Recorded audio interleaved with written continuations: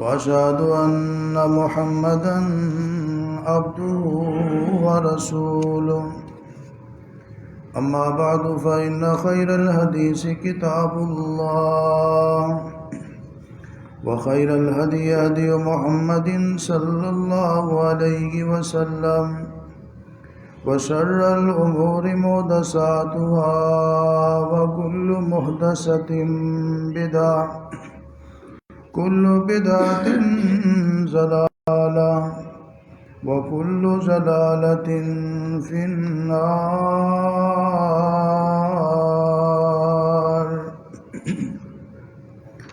اللهم صل على محمد وعلى آل محمد كما صليت على إبراهيم وعلى آل إبراهيم إنك حميد مجيد. اللهم بارك على محمد وعلى آل محمد كما باركت على إبراهيم وعلى آل إبراهيم إنك حميد مجيد.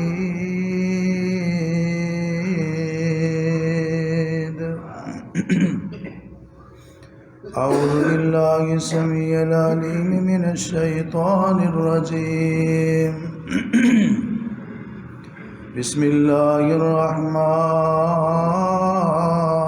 الرحيم. سبحان الذي أسرى بعبده ليلا من المسجد الحرام إلى المسجد الأقصى الذي باركنا حوله لنريه من آياتنا إنه هو السميع البصير.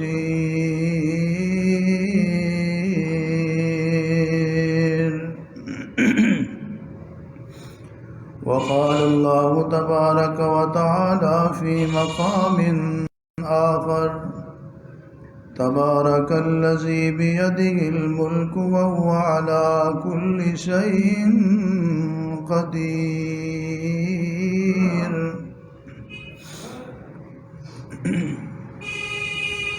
ہر قسم کی حمد و ثنا، کبریائی، بڑائی، عظمت و جلالت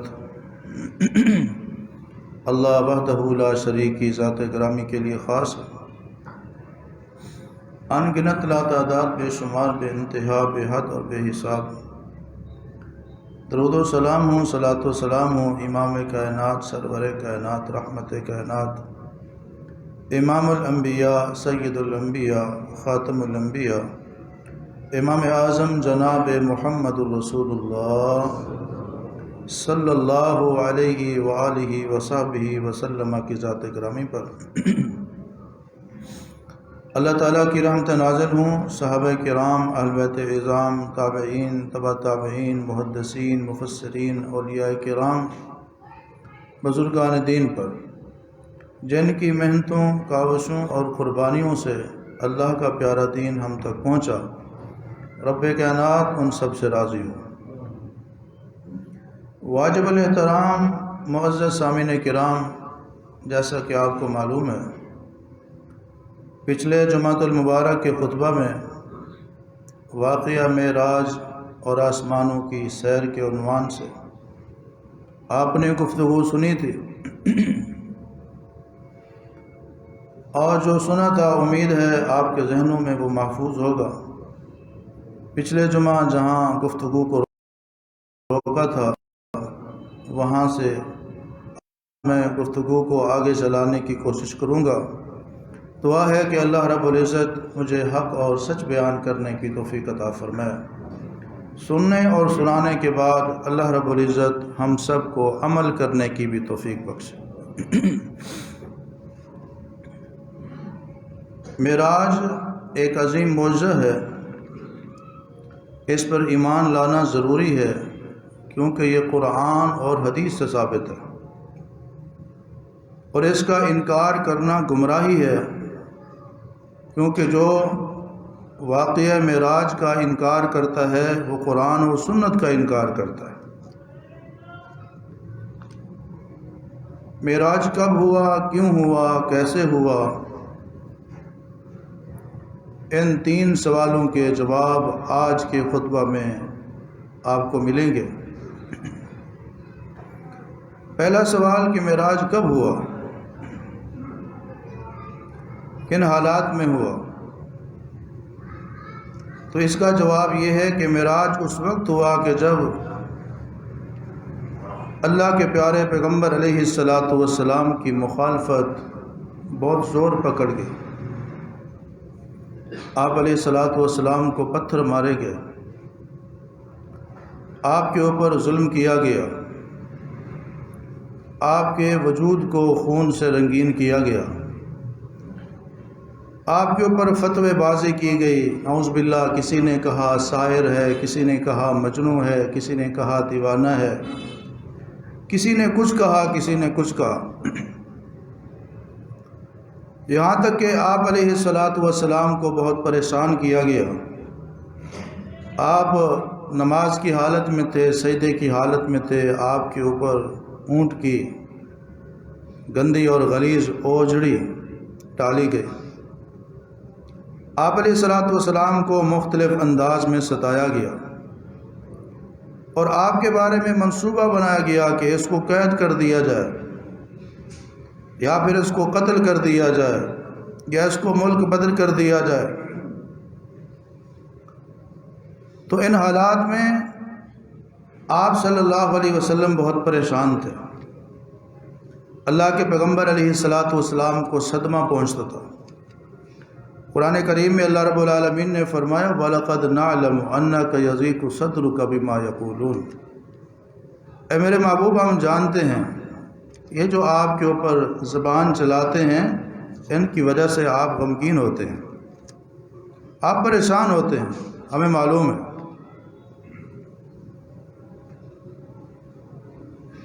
تو فرمایا آپ صبر کیجئے، وَاصْبِرْ وَمَا صَبْرُكَ إِلَّا بِاللَّهِ۔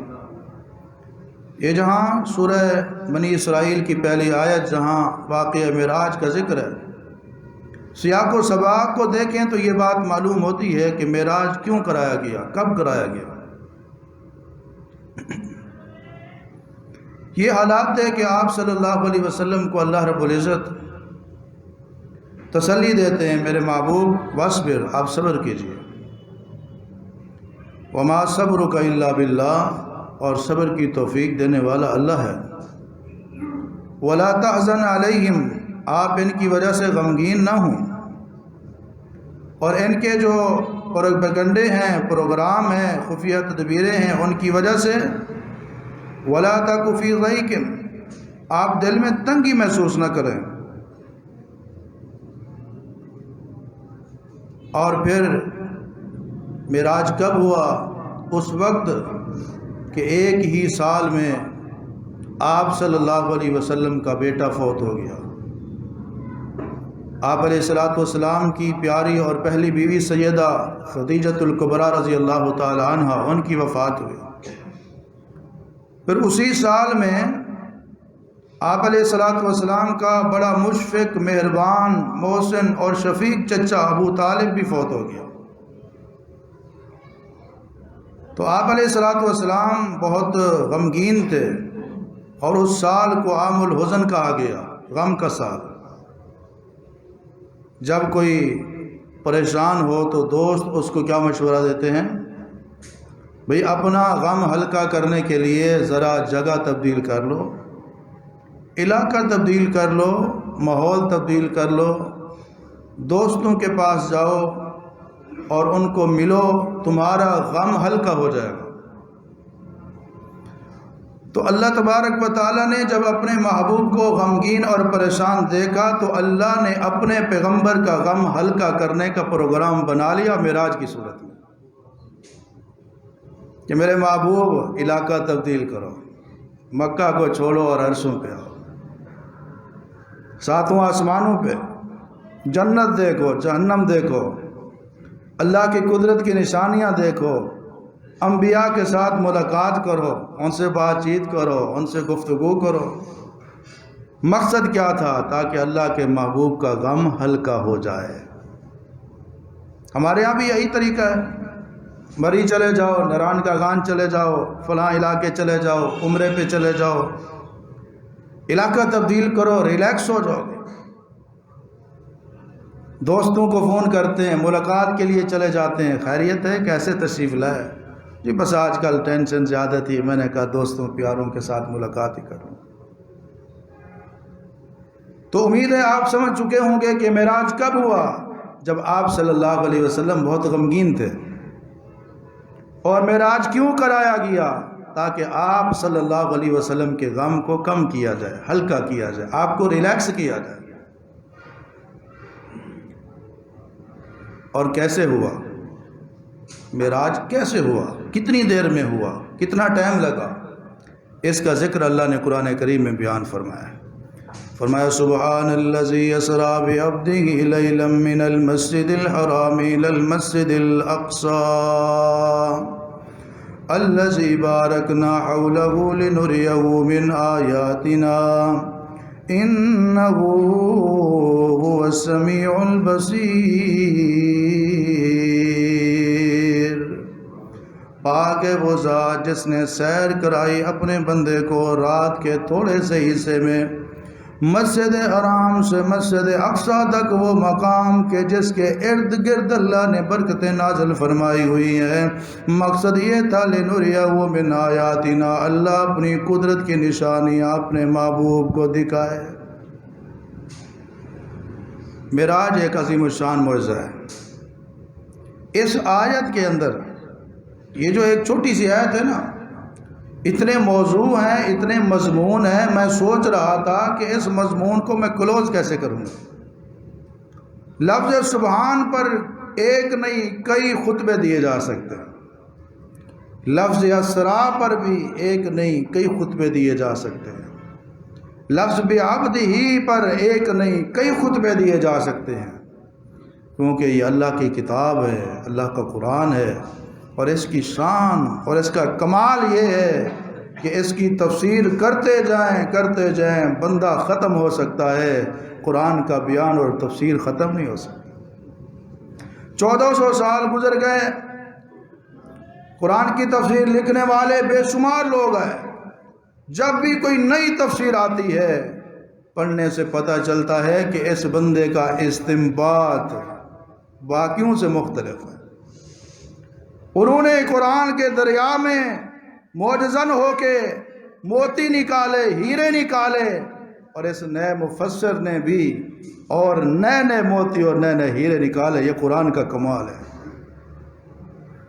سبحان الذی اسری بعبدہ لیلا من المسجد الحرام الی المسجد الاقصی الذی بارکنا حولہ لنریہ من آیاتنا انہ هو السمیع البصیر۔ صحیح انداز میں اگر معراج کا واقعہ بیان کیا جائے، سفر معراج بیان کیا جائے، سوالوں کا جواب بھی ملتا ہے، انفارمیشن میں بھی اضافہ ہوتا ہے اور عقائد کی بھی اصلاح ہوتی ہے۔ اس ایک آیت کے اندر 6 سوالوں کا جواب موجود ہے۔ معراج کا پروگرام بنانے والا کون تھا؟ سفر پہ جانے والا کون تھا؟ کس وقت یہ سفر کیا گیا؟ وہ ٹائم کون سا تھا؟ سفر کہاں سے شروع ہوا؟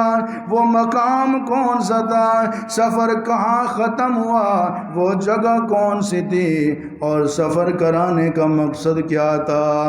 سبحان الذی اسری بعبدہ لیلا من المسجد الحرام الی المسجد الاقصی۔ ایک ہی آیت میں 6 سوالوں کا جواب موجود ہے۔ اس سفر کا پروگرام بنانے والا خود رب العالمین تھا، سفر پہ جانے والا رحمت للعالمین تھا۔ وقت کون سا تھا؟ لیلاً، رات کا وقت تھا۔ سفر کہاں سے شروع ہوا؟ من المسجد الحرام، خانہ کعبہ سے آغاز ہوا۔ سفر ختم کہاں ہوا؟ الی المسجد الاقصی، بیت المقدس، مسجد اقصی۔ جانے کا لے جانے کا سفر کا مقصد کیا تھا؟ لِنُرِيَهُ مِنْ آیاتنا، تاکہ رب العالمین اپنے محبوب کو اپنی قدرت کی نشانیاں دکھائے۔ ایک آیت میں 6 سوالوں کا جواب ہے۔ معراج ایک عظیم معجزہ ہے اور اللہ کے رسول کے اوپر یہ اللہ کی عظیم نعمت ہے، بڑا اہم نقطہ ہے۔ معراج عظیم معجزہ ہے اور اللہ کے پیغمبر کے اوپر یہ اللہ کی عظیم نعمت ہے۔ اور جب اللہ تعالیٰ انعام فرماتا ہے تو لفظ عبد آتا ہے، سبحان الذی اسری بعبدہ۔ لفظ سبحان کے بارے میں آپ نے سنا تھا، کوئی محیر العقول، عقل کو حیران کر دینے والا واقعہ ہو، سمجھ نہ آ رہی ہو، تو رب العالمین اس واقعہ کو بیان کرتے ہوئے بات کو جب شروع کرتے ہیں یا مخصوص انداز میں ذکر کرتے ہیں تو لفظ سبحان آتا ہے۔ کیا عقل نہیں مانتی؟ کوئی مسئلہ نہیں، لفظ سبحان آ گیا، آپ ماننا پڑے گا۔ جب لفظ سبحان آ جائے پھر وہاں بحث کی گنجائش نہیں رہتی۔ جب لفظ سبحان آ جائے پھر عقل کے گھوڑے نہیں دوڑائے جاتے، کیونکہ وہاں اپنی مرضی اور طاقت کا ذکر نہیں ہوتا بلکہ رب العالمین کی قدرت کا ذکر ہوتا ہے۔ تبارک الذی بیدہ الملک وہو علی کل شیء قدیر، پوری کائنات کا بادشاہ بھی اللہ ہے اور ہر چیز کے اوپر قدرت رکھنے والا بھی اللہ ہے۔ قرآن کریم کا ایک مقام نہیں، کئی مقامات پر اللہ رب العالمین نے جب اپنی نعمتوں کا ذکر کیا ہے تو وہاں لفظ عبد آتا ہے۔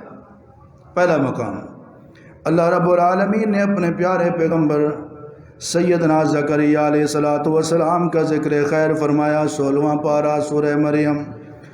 فرمایا رب العالمین نے ذکر رحمت ربک عبدہ زکریہ، اے میرے محبوب اپنی رب کی رحمت کا ذکر کر دیجئے جو اس نے اپنے بندے زکریہ علیہ السلام پر کی تھی۔ اذ نادى ربه نداء خفیا، جب اس نے چپکے سے سرگوشی والے انداز میں آہستہ آواز میں اپنے پروردگار کو پکارا۔ قال رب انی وہن العظم منی واشتعل الراس شیبا، اے پروردگار میں اتنا بوڑھا ہو گیا ہوں، میری ہڈیوں میں گودا باقی نہیں رہا، ہڈیاں کمزور ہو گئی ہیں۔ واشتعل الراس شیبا، بڑھاپے کی وجہ سے میرے سر کے بال بھی سفید ہو گئے ہیں، چاندی کی طرح ہو جائیں۔ ولم اکن بدعائک رب شقیا، اے پروردگار کب سے آپ سے دعا کر رہا ہوں، فریاد کر رہا ہوں اس یقین اور ارادے کے ساتھ کہ کبھی تو تم میری جھولی کو بھرے گا، میں یہاں سے خالی نہیں لوٹوں گا۔ وَإِنِّي خِفْتُ الْمَوَالِيَ مِنْ وَرَائِي وَكَانَتِ امْرَأَتِي عَاقِرًا فَهَبْ لِي مِن لَّدُنكَ وَلِيًّا يَرِثُنِي وَيَرِثُ مِنْ آلِ يَعْقُوبَ وَاجْعَلْهُ رَبِّ رَضِيًّا يَا زَكَرِيَّا إِنَّا نُبَشِّرُكَ بِغُلَامٍ اسْمُهُ يَحْيَىٰ لَمْ نَجْعَل لَّهُ مِن قَبْلُ سَمِيًّا۔ پروردگار نے اپنے زکریا کی دعا کو قبول کر کے فرمایا، اے پیارے زکریا خوش ہو جائیے، ہم آپ کو بیٹا دیں گے، بیٹا بھی دیں گے، بیٹے کا نام بھی خود یحییٰ رکھ دیا ہے۔ لم نجعل لہ من قبل سمیا، اور نام بھی ایسا رکھا ہے اس سے پہلے کسی نے یہ نام اپنے بیٹے کا رکھا ہی نہیں۔ اللہ نے اولاد والی نعمت عطا فرمائی، بیٹے والی نعمت عطا فرمائی، کس کو؟ زکریا علیہ السلام کو، وہ بھی بڑھاپے کی عمر میں۔ تو لفظ کیا آیا ہے؟ عبدہ زکریا، کہ زکریا کو اولاد دینے والا کون ہے؟ اللہ۔ ایک اور مقام سنیے، رب العالمین نے اپنے ایک پیارے نبی جن سے اللہ نے آزمائش میں جن کو مبتلا کیا، بیماری میں مبتلا کیا، ان کا نام نامی اس میں گرامی ہے سیدنا ایوب علیہ السلام۔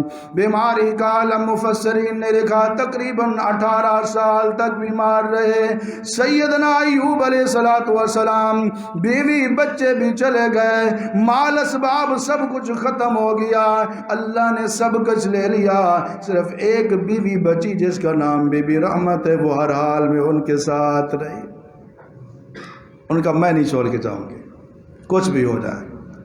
اللہ نے اولاد دے کر لے لی، بیویاں دے کر لے لی، ایک بیوی کا ساتھ ہے وہ بھی بڑی کمزور ہے۔ حضرت ایوب علیہ السلام بیمار ہو گئے ہیں۔ بیماری کون سی ہے قرآن نے نہیں بتایا، کس بیماری میں مبتلا تھے حدیث میں ذکر نہیں ہے، بیمار تھے۔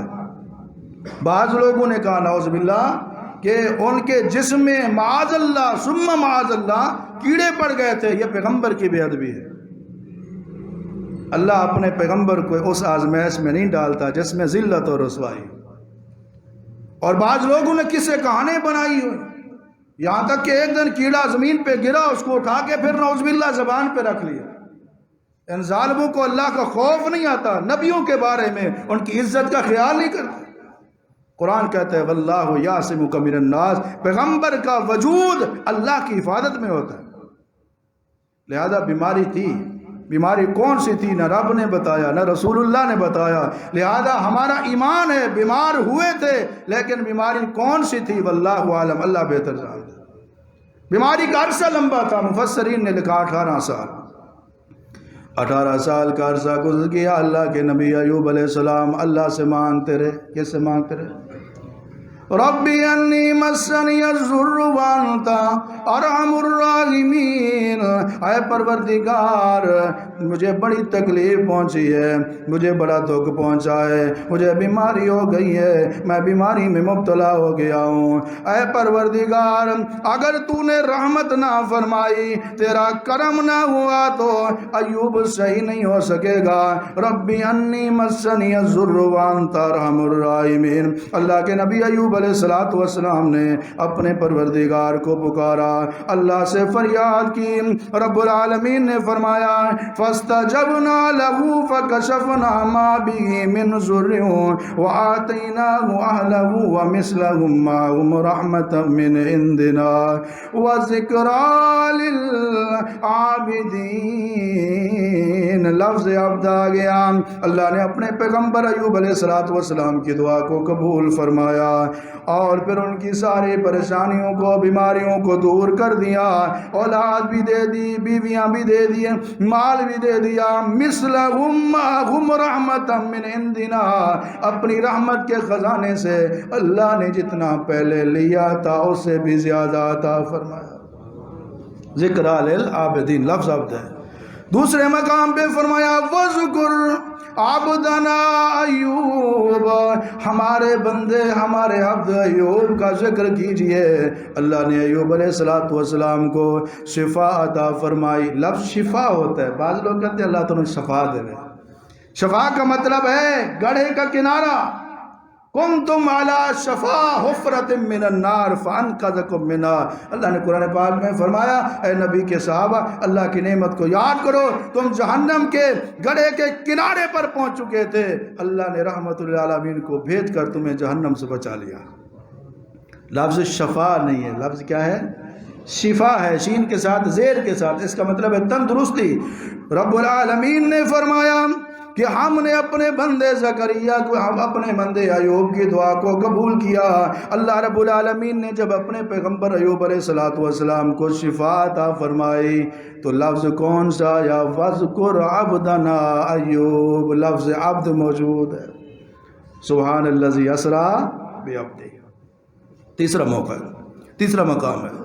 اللہ کے ایک پیارے پیغمبر ہیں جن کا نام ہے سیدنا یوسف علیہ السلام۔ قرآن پڑھا کریں۔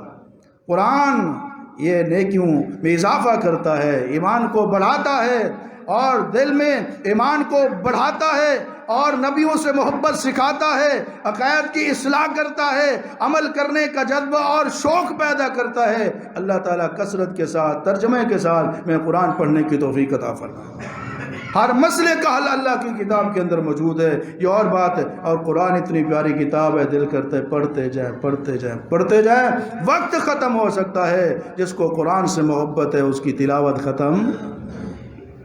فرمایا رب العالمین نے سیدنا یوسف علیہ السلام عزیز مصر کے گھر میں چلے گئے، ان کی بیوی فریفتہ ہو گئی زلیخا۔ اللہ رب العالمین نے سیدنا یوسف علیہ السلام پر نعمت فرمائی، زلیخا کے شر سے بچایا۔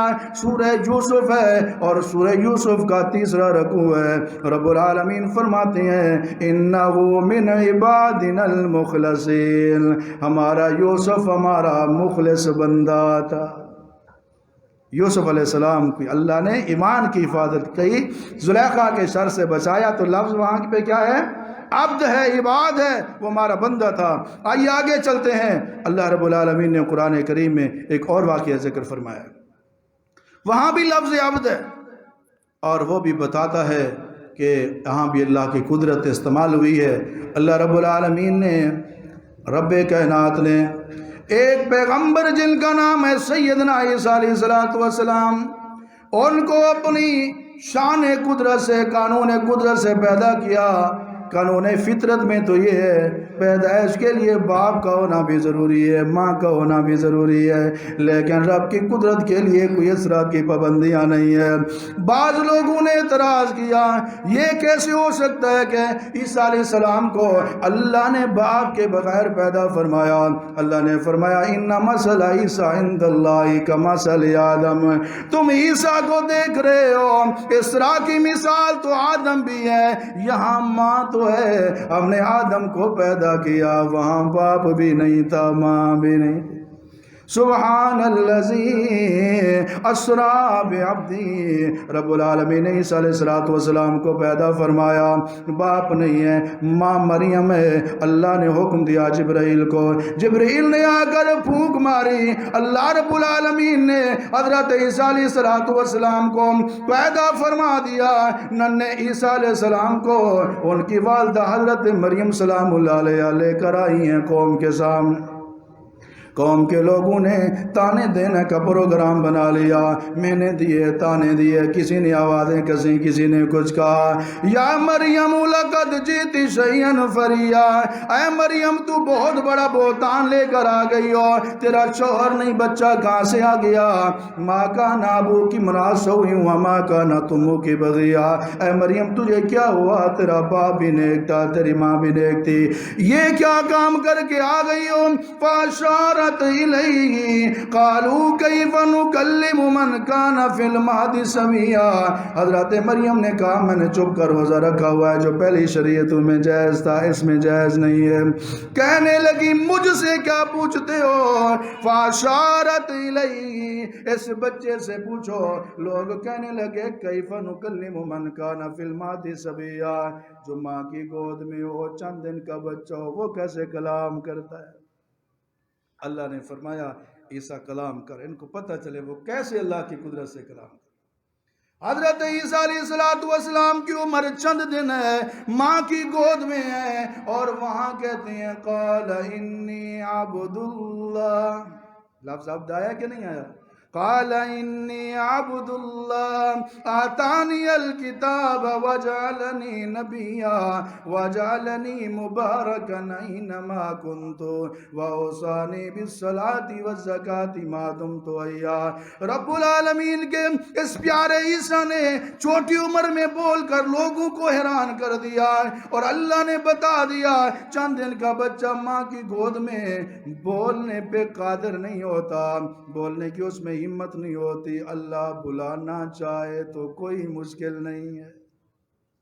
لفظ عبد پہ غور کریں، بندہ بشر ہو، انسان ہو، سید البشر ہو، عرشوں پہ جائے، آسمانوں کی سیر کرے، رات کے تھوڑے حصے میں ہو نہیں سکتا، لیکن اللہ لے جائے تو کوئی مشکل ہے؟ بعض لوگ ایسے کہہ دیتے بشر ہو کہ عرشاں تے جا نہیں سکتا، بشر ہو کہ عرشاں تے جا کوئی نہیں سکتا، بشر ہو کہتے تم چھلانگ لگاؤ کتنا اونچے جا سکتے ہو، آسمان پہ بشر جا سکتا ہے۔ یہی بات تو ابو جہل نے کہی تھی نا۔ ابو جہل کو جب پتا چلا کہ محمد کریم صلی اللہ علیہ وسلم کہتے ہیں کہ میں نے معراج کیا ہے، رات کے تھوڑے سے حصے میں مسجد حرام سے مسجد اقصی تک گیا ہوں، پھر پہلا آسمان، دوسرا، تیسرا، چوتھا، پانچواں، چھٹا، ساتواں، جہاں تک رب کو منظور تھا، اس نے کہا بشر ہو کہ عرشاں تے جا کوئی نہیں سکتا۔ وہ تو بشر ہیں، عبداللہ کے بیٹے ہیں، ہمارے بھتیجے ہیں. بھئی انسان بھی اوپر جا سکتا ہے، فرشتے تو جاتے ہوئے ہم نے سنے ہیں. صدیق نے کہا، جب صدیق کے پاس گیا اور جا کر کہا ابو بکر تمہیں ایک عجیب بات بتاتا ہوں. کہا کون سی بات؟ عجیب بات یہ ہے کہ ایک بندہ ہے، اس نے کہا کہ رات کے تھوڑے سے حصے میں نے اتنا طویل سفر کیا. یہ ہو سکتا ہے؟ ایسا ممکن ہے؟ حضرت ابوبکر صدیق نے کہا یہ بتا، یہ دعویٰ کرنے والا کون ہے؟ یہ کہنے والا کون ہے؟ اللہ اکبر. جبریل نے ابو جہل نے کہا جس کا تو کلمہ پڑھتا ہے اسی تیرے نبی نے کہا ہے. حضرت ابوبکر صدیق کہتے ہیں اچھا اگر میرے نبی نے کہا ہے تو یہ کوئی مشکل نہیں ہے، یہ ہو سکتا ہے.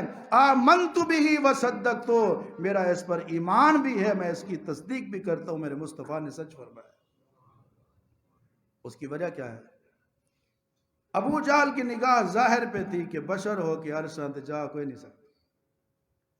ابو جہل کی نگاہ جانے والے پہ تھی اور صدیق کی نگاہ لے جانے والے پہ تھی.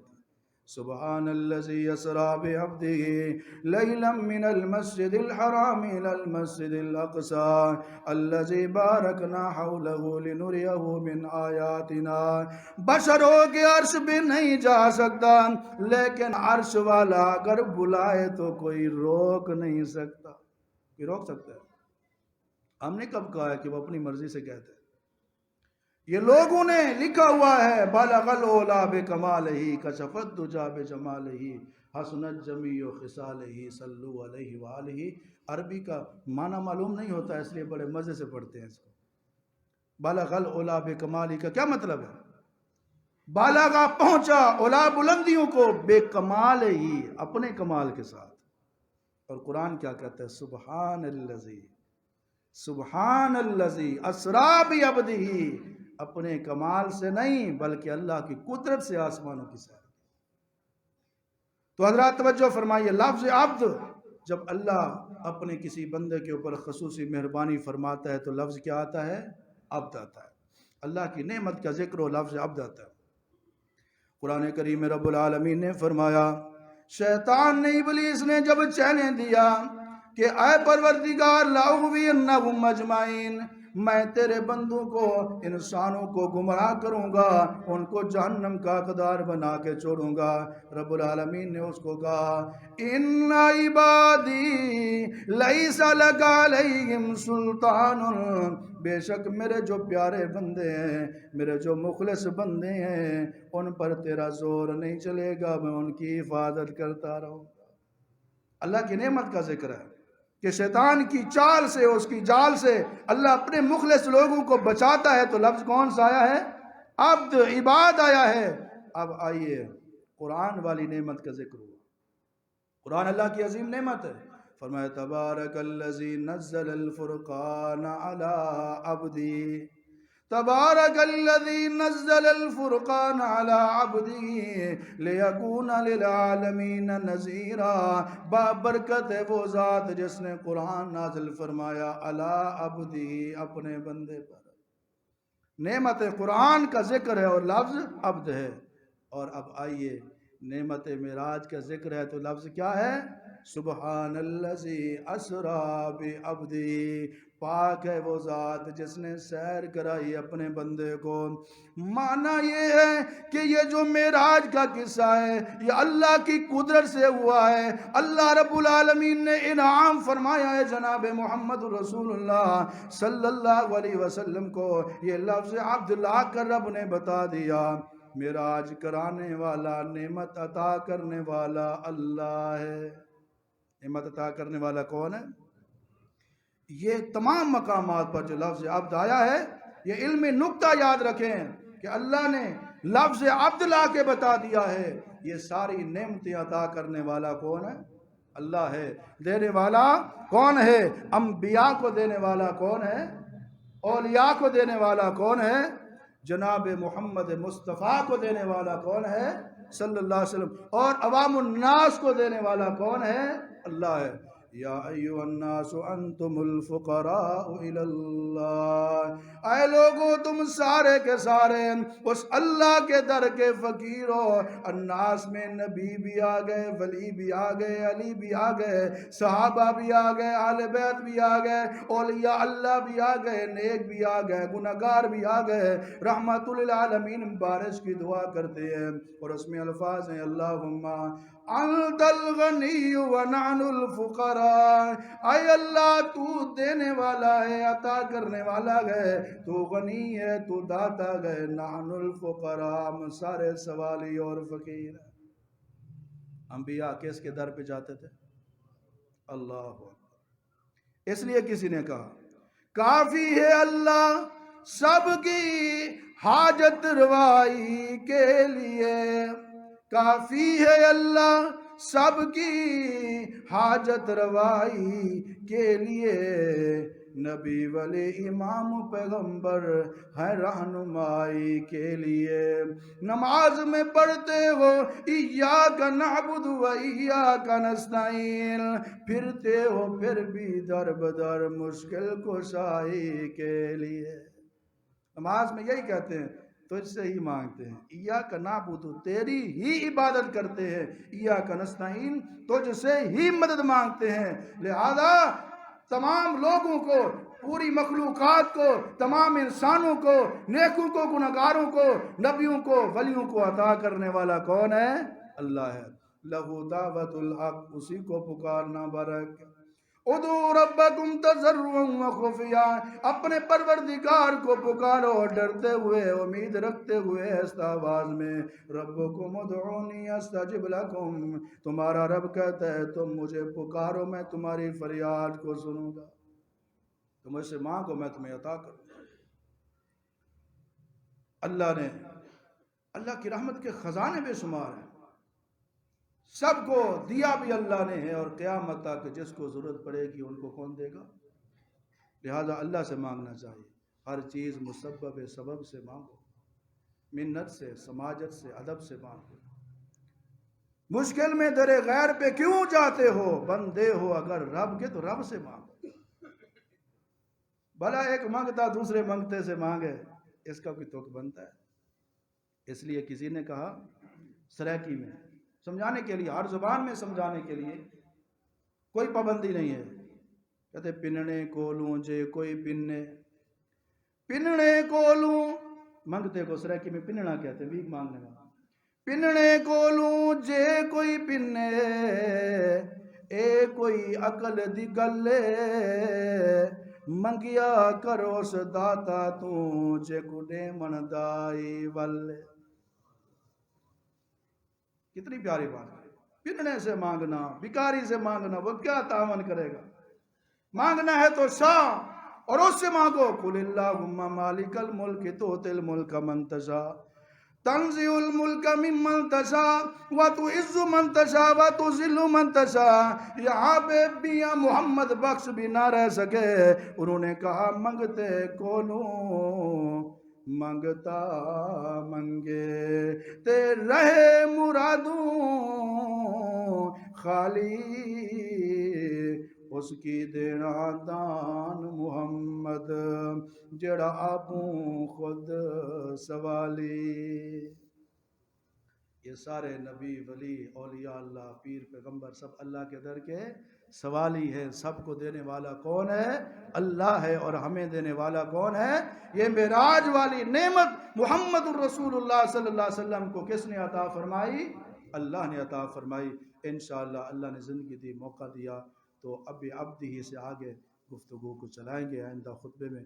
سبحان ربک رب العزت عما یصفون وسلام علی المرسلین والحمد للہ رب